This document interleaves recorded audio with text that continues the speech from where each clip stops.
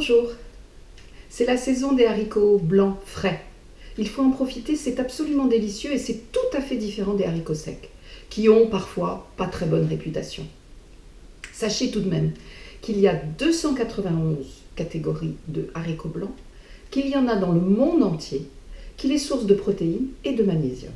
Alors, moi je vous propose de l'utiliser en légumes d'accompagnement avec une recette toute simple, les haricots blancs frais.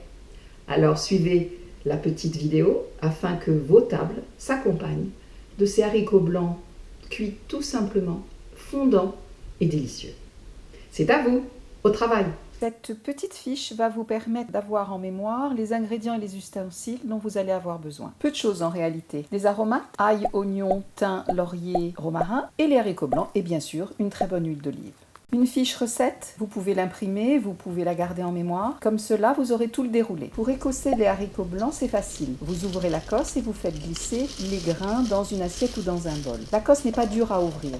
Éplucher la gousse d'ail, il y a différentes façons. Moi, je l'épluche tout simplement. Beaucoup l'écrasent pour que ça aille plus vite. Mais comme j'aime bien avoir des petites lamelles d'ail dans les plats, c'est la raison pour laquelle je prends le temps de l'éplucher, de couper les petites lamelles, de ne pas oublier d'enlever les germes. Éplucher l'oignon, n'hésitez pas à enlever les parties un petit peu beige ou un petit peu jaune. Elles sont moins bonnes, mais le reste de l'oignon est bon. Vous pouvez mouiller votre oignon avant de couper les tranches. Vous aurez moins la sensation des yeux qui piquent. Avec le couteau bien aiguisé. Ensuite, vous le coupez dans la hauteur verticale et vous coupez des tranches très fines. Mettez la cocotte sur le feu, la cuillère d'huile d'olive et faites chauffer. Une fois votre cocotte bien chaude, répartissez bien l'huile sur tout le fond et mettez votre ail et votre oignon à cuire. Remuez et couvrez.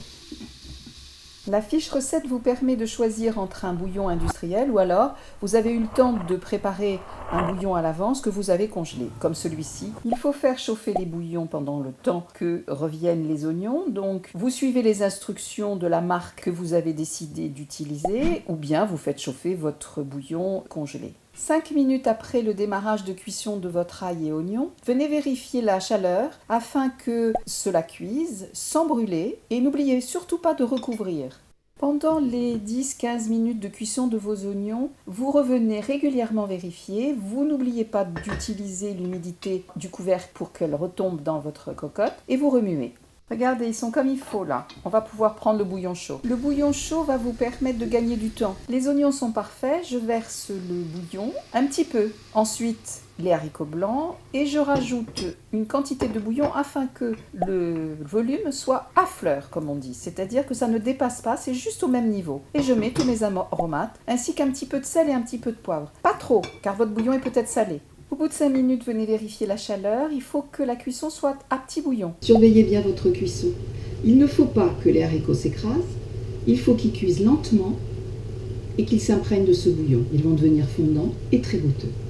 Pendant cette cuisson qui dure tout de même 30 à 45 minutes selon la fraîcheur de vos haricots et un petit peu plus longtemps si jamais vous avez utilisé des haricots secs, venez vérifier votre cuisson. Et là, vous voyez, il manque un peu de bouillon, les haricots ne sont pas complètement cuits, donc je rajoute un petit peu de bouillon, je remue bien et je recouvre. À chaque fois que vous allez vérifier la cuisson de vos haricots, n'oubliez pas, lorsque vous soulevez le couvercle, récupérez l'humidité. Vérifiez que votre chaleur n'est pas trop importante pour que la cuisson soit à tout petit bouillon. Parce qu'il faut qu'il soit cuit, fondant, mais il faut qu'il reste de la sauce. Si lorsque les haricots sont cuits, il reste trop de sauce, enlevez tous les haricots et augmentez le feu quelques minutes pour que la sauce réduise. Par contre, si jamais il n'y a plus assez de sauce, rajoutez un petit peu d'eau, laissez encore quelques minutes et votre sauce va se refaire. Tous les sucres sont à l'intérieur de cette cocotte, donc il n'y a absolument aucun problème. Vérifiez l'assaisonnement. Voilà, votre plat est cuit. Voilà, le plat est terminé. J'espère que vous avez pu le faire, que vous l'avez réussi et que vous allez étonner votre famille ou vos amis avec ce légume d'accompagnement. Surtout, dites-moi si vous avez aimé cette recette, dites-moi que vous l'avez réussi et puis écrivez-moi. Alors, à bientôt avec Mama Caro Cuisine.